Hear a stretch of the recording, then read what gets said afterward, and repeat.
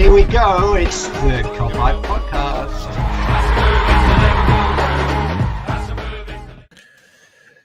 What's happening, everyone? Welcome back to another Copite Podcast. I'm Mick, joined by Jay. And we just thought we'd do a little off-the-cuff one to have a chat about the news today about a certain Ibrahima Konate. So I'll just throw that up there quick for you. That's from the BBC. So is that the right way for you? Oh, are you just poking around the side? I thought it was the wrong way. I thought it was the wrong way around. You're doing it mirror. Like, oh. Yeah, so 35 mil. I think it's either 35 mil or 36 mil. Long-term deal. 22-year-old. Yeah, what's your initial thoughts on that, Jay? From that news today about the signing? Is he good on FIFA? Don't want to get into that again, do you? Fucking hell. No, really, really impressed me. I'm glad we're going for those type of targets. I'm really pleased because obviously he's young, he's really good in the air, which was one of the things that we love about Virgil van Dijk is he wins practically every ball that comes in, and it's nice to have a partner that will do that as well. That's no slight on Joe Gomez, absolutely not. But obviously Joe does sort of more of the ground level work in terms of the pace and tracking back as well. So it's great that we'll have two massive lads at centre half, which is what you want, really, isn't it? But really excited by him because we've seen him play the odd game for Leipzig. Obviously it wasn't against us, but as me and you like to keep an eye on the German league, that's what we do. It's been quite exciting. But one of the things I love is how he's developed at Leipzig, and they're very good at developing players, as we know, because we've had quite a few Leipzig players in the past. It's really good, but this depth is what I'm so happy with. He's going to add real quality depth to it. And again, it's no slight on anybody that we've had, because we've seen centre-backs step up to the plate and make some quite surprising performances. Alan Phillips and Reece Williams, the latter part of the third. But no, mate, really excited by it, and just getting business done early, mate. You know what I mean? The season's not even been over a week, and we've already got another player, which is great. And it's like Fabinho all over again. So yeah, very excited. Yeah, I know it's mad, isn't it? Because I put a tweet up earlier, like, it's 3 years since we signed Fabinho, and obviously that news came after one of the worst games ever, and that was kind of to temper the blow, wasn't it? And now, obviously, we've had a bit of a mad season, still finished third, and now we've got this news on top of it. Obviously, that means that Kabak's going to go back to Schalke or whatever, and it remains to see what's going to be happening with Nat Phillips and whatever else. But it's a good sign, isn't it? Like you said, he's only just turned 22.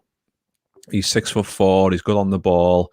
I mean, let's before we get into. I mean, I didn't want to be negative, but there's been a lot of question marks over his body and his injury record, which I've got a screenshot of that we can have a look at in a bit. But let's just have a look at what he said today on joining the Reds. So he said he's really happy to be joining such a massive club like Liverpool. It's an exciting moment for me. Obviously, there's an under-21s European Championships with France coming up, so he's looking forward to that. And yeah, he's saying that the work at Leipzig has helped him grow into the player that he is. And it's like you said, Jay, it's that progression that he's made through that team. Obviously, I think he was at Sochaux in League Two before them, which, I mean, Klopp also said earlier in his little chat. He said that he watched them from those days, and it's quite telling, isn't it? And it's not a surprise that these type of players have been on the radar for that amount of time. I mean, Klopp says here that after the injury problems we've had this season in the centre-half position, there's no doubt it was clear that was an area of the team we needed to strengthen. But I first have to say that the job that Nat Reece and Ozan did was incredible and unbelievable. And he said that Konate can come straight in. Like you said, he's quick, he's strong, and he's dominant in the air, and he can come in and do a job straight away, that's what we want to hear, isn't it? I mean, he's only 20, just turned 22, but we want someone who's going to come in and do a job straight away, don't we? We need someone who's going to come straight in there and go and command the position and go, right, I'm going to play as best as I can to be keeping the likes of Joe Gomez and the likes of Joel Matip out of the team. Yeah, absolutely, mate. And again, it goes back to what I said at the beginning. It was about depth. Having depth in those positions is so important. It's one of the things that Man City have always done in terms of having depth in their centre-back positions. Now, don't get me wrong, not every centre-back that City have had has always worked out, thankfully. But they've always buying that up. Shut up, Chris Brack. By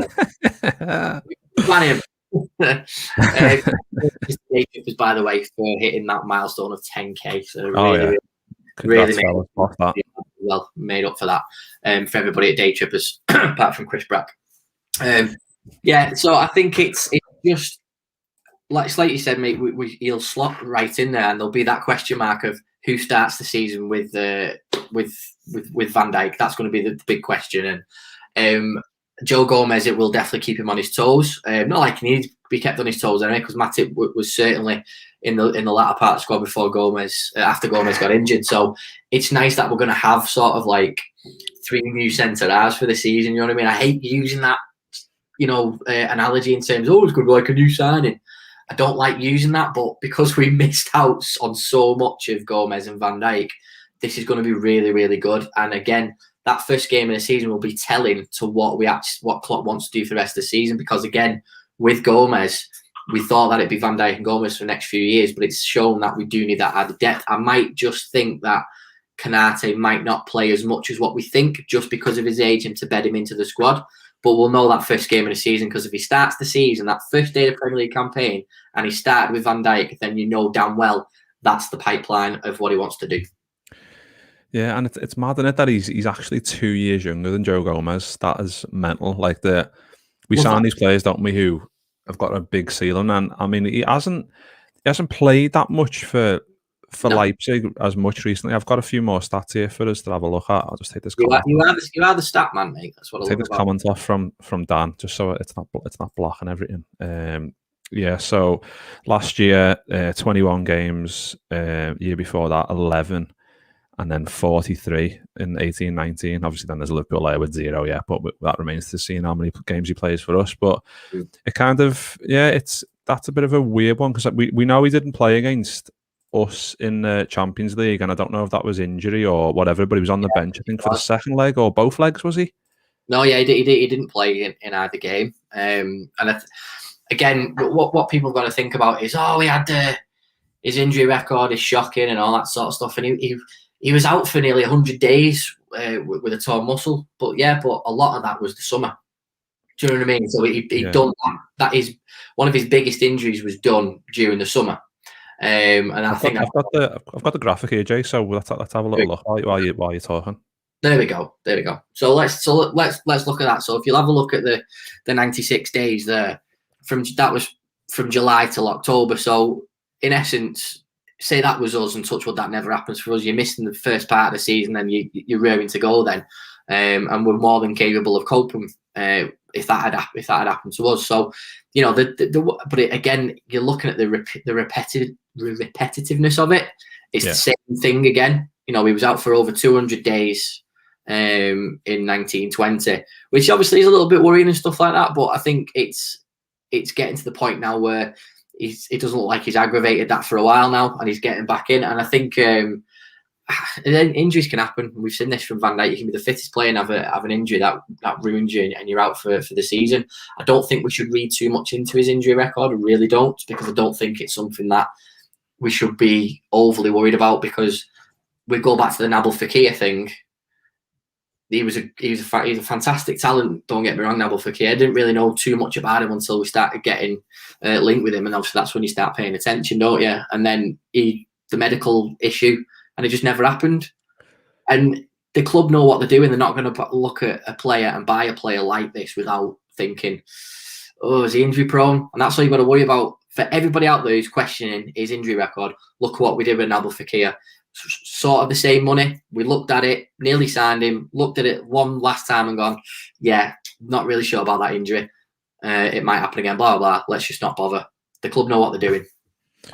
Yeah, and I think even if once Konate signed, and if Matip sticks around, and we've still got Nat Phillips as well, if Nat Phillips is willing to stick around, I do still think it'd be mad if we didn't start the season with 5 options, just to kind of Van Dijk, Gomez and Matip all coming back. There's going to be a bit of bedding in period in terms of getting back fit and match sharp and whatever else. So Konate is going to be like kind of the main fella, isn't he? In terms of he's coming in fresh. He's going to be expected to kind of be pretty much an ever present in there until the point. Obviously, it depends how fast Van Dijk and Gomez and whoever else get back. But there's going to be a bit of, I wouldn't say pressure, but there's going to be a bit of, I can't think of the words, a bit of expectancy on him to kind of lead the way in terms of us not being completely there yet at centre half with the fellas being out still. Yeah, that's true, mate. But it's a great start, isn't it? And I just want to put what Chris Bracker said before. I know you put it in before, but Konate is an excellent start, and interesting to see how we reshape the squad. He's not buying the locals, saying that we aren't getting a midfielder this summer. Yeah, no, I agree on that, mate.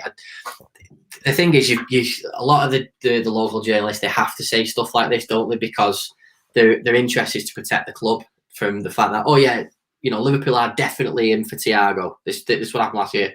No one ever said that. They said they're not interested, Stanley, because it plays it down and it sort of keeps the price down a little bit. Yeah.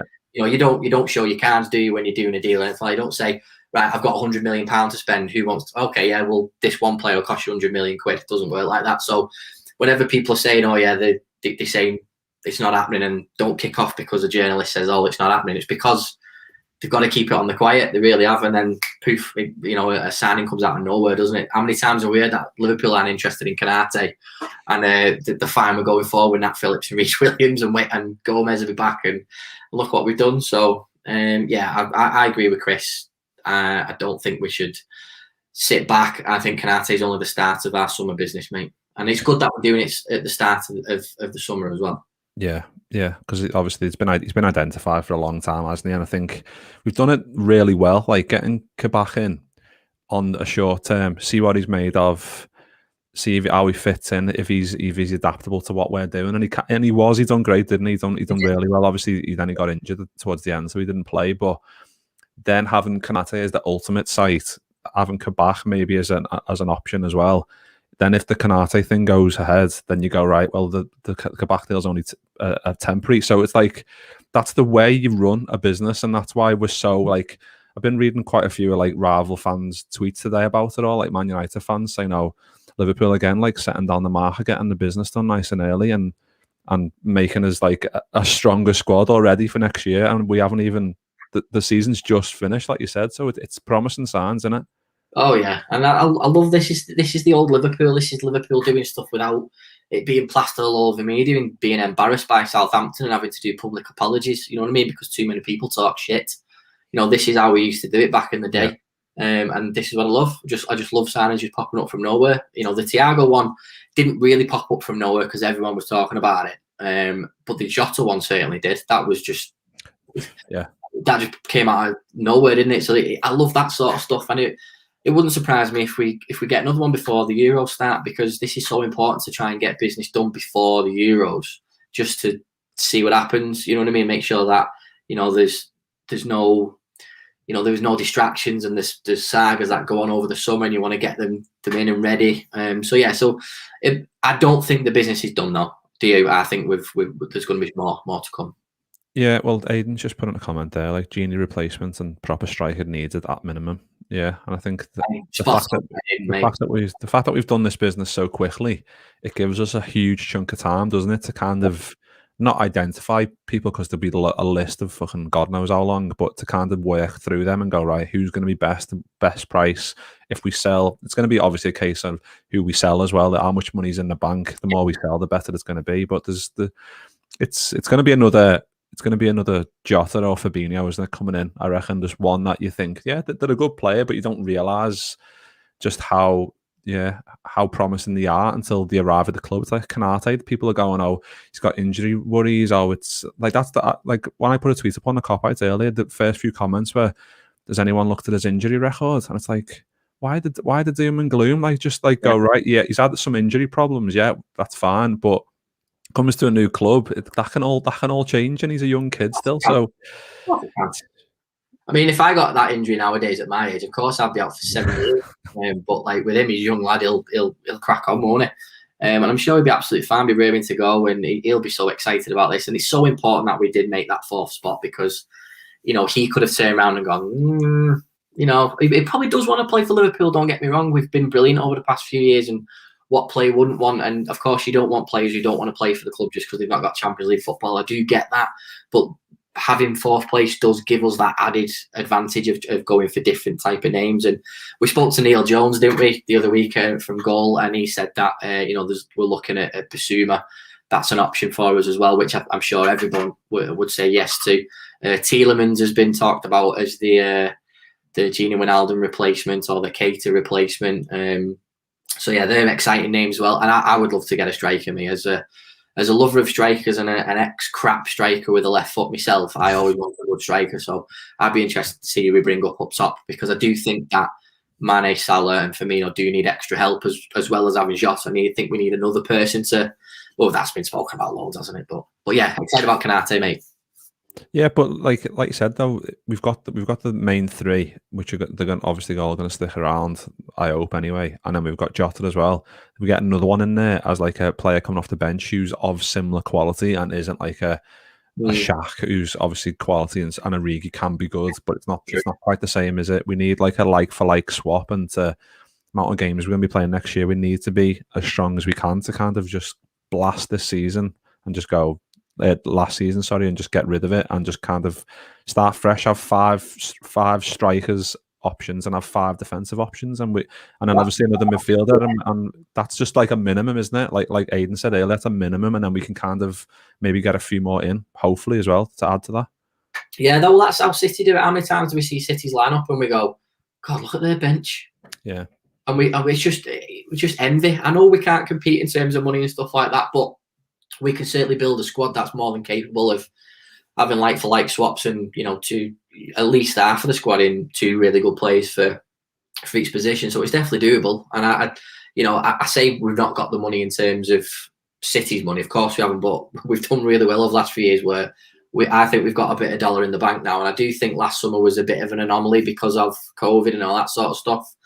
Things might change this year. I don't know. I do think it'll maybe a little bit easier. Obviously, today has been proven so that it's just gone, bang. That has probably been £1 up front and 50p a week for the next 50 years that I'm with Michael Edwards. So it's really good and exciting, mate. But yeah, just once you get a new player, you're like, I want the season to start now. You know what I mean? But what squad numbers are you going to get? We do the squad number show. That's going to eat me for the next fucking few weeks until he decides. That's going to do my head in. Yeah, I know that's one of the first things I looked at, to be honest. I got onto the website and was like, what numbers is he going to be? And it just said released in due course. So I'm just trying to think, what could he be? We might as well talk about it, because we know we both fucking love squad numbers. So what do you reckon? Well, the obvious answer is 5, isn't it? That's the obvious answer, with Gini leaving and his centre half. That's the obvious answer. I think he was 6 at Leipzig, wasn't he? Correct me if I'm wrong. He's not getting Thiago's number. You can't even get the ball off Thiago, let alone his fucking squad number. So that ain't happening. So I think it'd be number 5, mate. I really do. Yeah, that'd be. Just not like something mad. I mean, like we had. Yeah, number 5's had a bit of a mad pass for Liverpool on it, like Milan Barros. Whoa. Don't tell him. Just refer them to squad number show number 5. If you haven't seen, we do a show. We haven't done it for about 14 years, but we've got a squad number show, and we've done number 5 about a year ago. We haven't done 6 yet. When Thiago got signed, we were like, right, number 6, come on, we're gonna do it. And then we're like, we're gonna do it. We didn't ever do it. I've still got it wrote out on this bad boy, ready to do it. We just haven't fucking got around to doing it, but we will. Well, to be honest, we should. If he's number 5, we could just go back to number 5 and go, and another player, Ibrahima Konate. Just add him on the end. But let's have a look through these comments, because there's been fucking loads here. To be honest, let's have a look chat about this. Man United in Europa League. Not everyone can have a keeper who can score crucial goals. Before you came on, Jay, I was trying with all my might to try and get that Moreno clip as a video. Where he's like, "Get out!" It's like, oh my god, absolutely love it. But yeah, I celebrated that like it was a Liverpool. Like every time Villarreal stepped up for the pen, it was like Liverpool was stepping up for the pen. That's how much I was just fucking pumped for that. And then when De Gea missed, yeah, it made that made the season like kind of nicely rounded, didn't it? Like getting into the top 4, you're thinking you're Man United are definitely going to be Villarreal, surely, and they don't. So that was a nice little booster, wasn't it? It was indeed, mate. I enjoyed that. I was watching the penalties and my heart was going, like, not from a neutral, because I just really didn't want Manchester United getting to quote Trey from United Twitter or whatever, European champions. I didn't want them to become European champions. But yeah, no, great. And, fair play for Moreno. What he did, similar to like what Mascherano did in 2011. when Barcelona beat United, and after on the pitch at Wembley, he said that was Liverpool fans as well. I'm like, Javier, Love it. You know what I mean? Yeah, really pleased for Villa, and the fact it was their first ever trophy as well. Respectable club, that a really good club, well run, and fair play to winning their first trophy. And what a first trophy as well. Let's face it. I mean, I know the Europa League doesn't have as much pedigree these days as what it used to when it was the UEFA Cup. But when we won it in 2001, mate, it was massive then. I think everything's been diluted these days, hasn't it, because of money? The FA Cup's the exact same, but fair play. Fair play. We wanted to win that bugger in 2016 and we didn't. So, yeah, if we ended up in it again next season, thank God we're not. I'm not contradicting. I don't want to win it because, it's always good, isn't it? Yeah. Well, you're just going to get out. You never walk alone. I love that, Reader.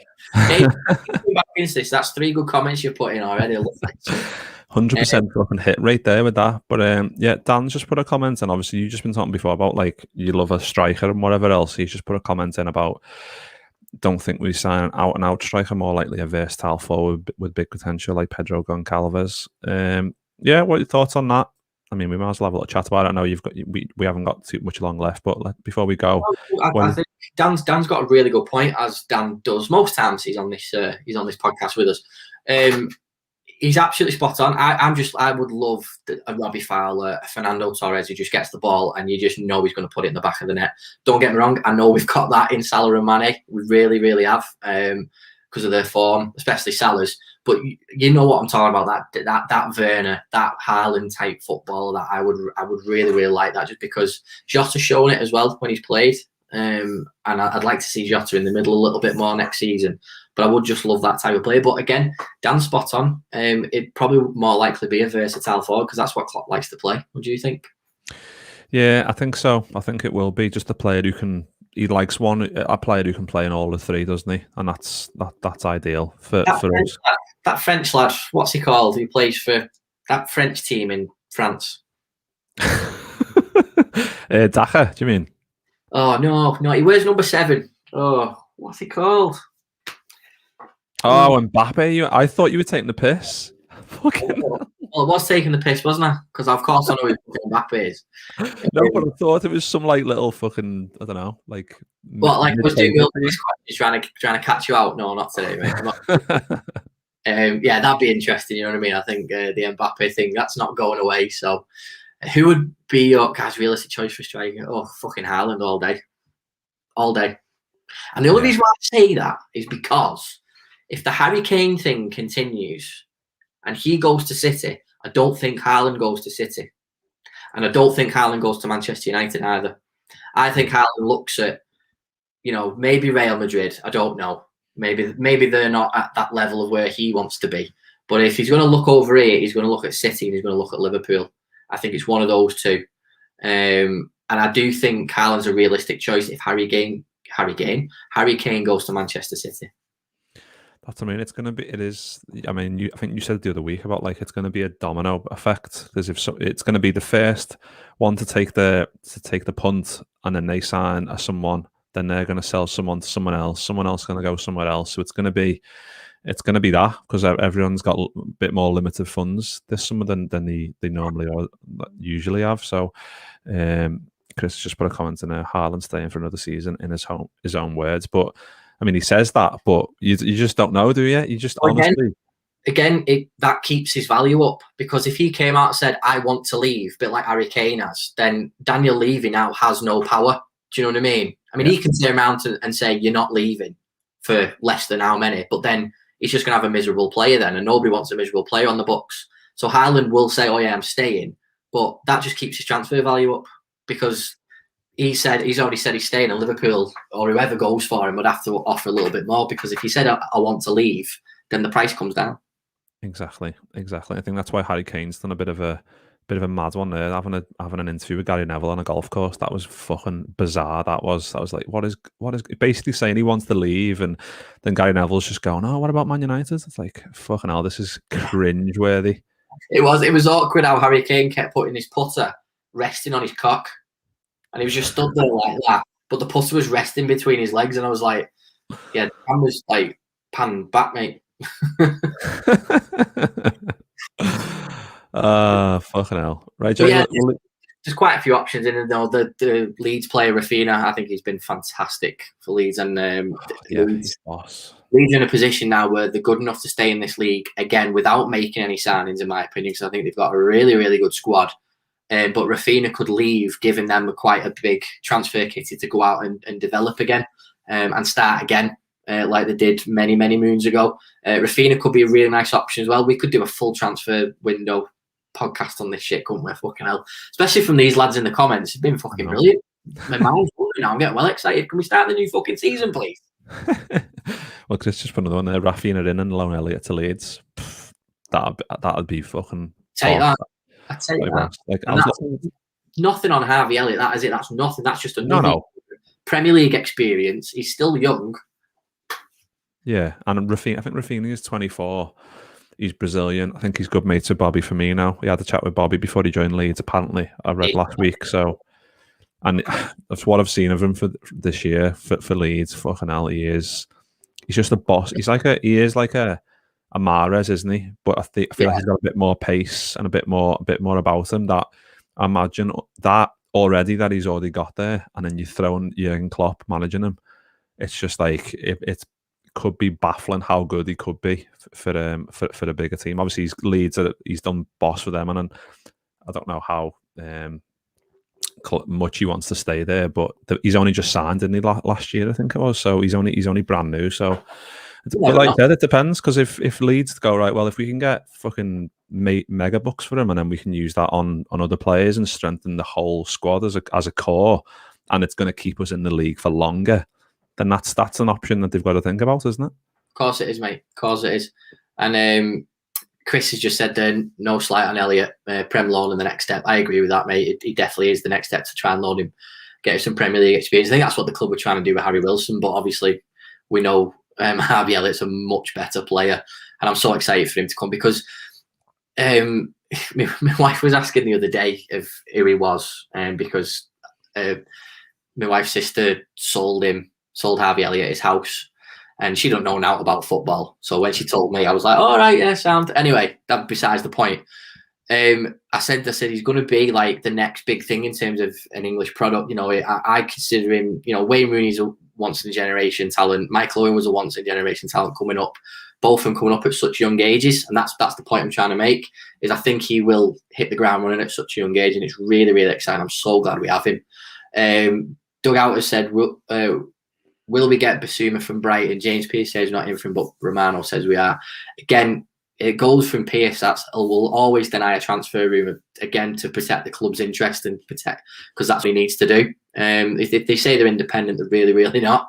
Romano hasn't got any ties with the club in that way, so he doesn't need to protect any transfer fees. So, and he's not close to the club. But again, how often is Romano that wrong? I don't want to say it fully because stuff can change. But yeah, I think Klopp knows what he's doing. Like you said before, Mickey, Basuma's a talented player, and so is Tielemans. I won't be surprised if phone calls have been made.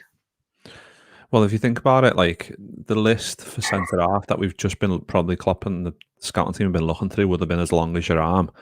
Every position will be the same. Like our scouting network and department is too good for it not to be. These players will be on the list, of course they will. It's just about whether what funds are available, what he wants to do with the squad. Like we said before, this summer's going to be quite a big one, really, in terms of all the fringe players and who's going to come in, who's going to leave. And I think it's all dependent on if one goes right. Say Ox, for example, goes right, boys, I've had a great time. It's been boss. I've had a load of injuries, but I've won loads of stuff. But I want to go and venture out and play first team footy as much as I can. We'd be like, yeah, that's absolutely fine, because you deserve that. Then triggers, right, we now need to get our fucking pedal to the metal in terms of getting someone in faster. And it might be like a case of, right, well, we need to get someone in quick, and then you go, right, who's you want? Definitely, there we go. But if that's not the case, then you might get someone else in who's a bit younger.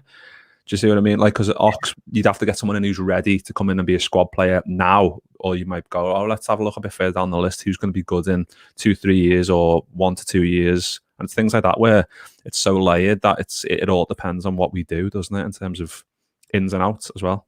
Yeah, absolutely, mate. And the whole Wijnaldum situation is a big factor in this, because there's no way the club would let a player like that go, who's got great talent, still got a good couple of years left in him, if we didn't have someone else lined up. And Genie's obviously said, didn't he, that he'll tell the reasons why he left and all that sort of stuff when the time's right. So there is something interesting there. There's something that's gone on, which is, again, it beggars belief what's gone on. But again, the club know what they're doing. It's ran smartly in terms of that. So it wouldn't surprise me that we've already got that player lined up to replace Wijnaldum, because we will buy someone. I don't think that they'll rest the laurels on Jones and all that, because I think Jones was the Lallana replacement. I still think we've got to get someone to replace Genie. Unfortunately, I think Naby Keita's played his last game for Liverpool, just because it's not worked out for him. So that target's already been identified. I'm just excited to see who it's revealed. I'll be sat having a shit one day, not knowing anything, and you'll text me going, so and so signed. I'll be like, what? Yeah.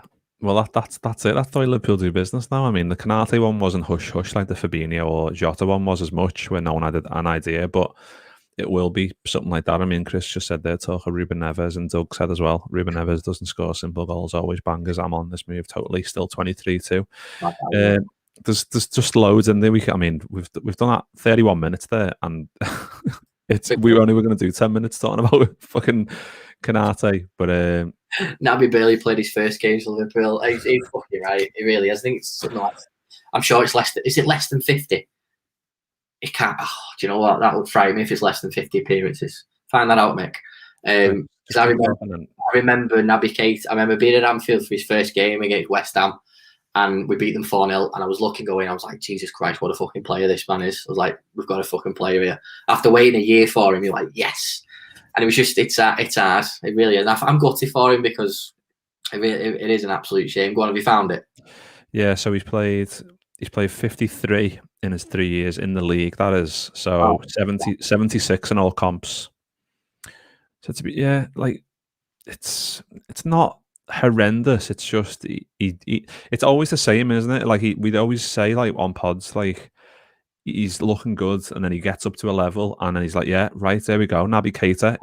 He's fucking running after everything. He's creating stuff. He's scoring goals and whatever else. Then he falls over, and you go, oh, then he's out for 3 months or a month or whatever. And it's like, it's just a vicious circle, and we can't. I don't know. I mean, he has got time on his side. I don't know if it. I'm not convinced. I'm not sure if it will be his last game. I think Klopp might persist for another year with him and see what happens.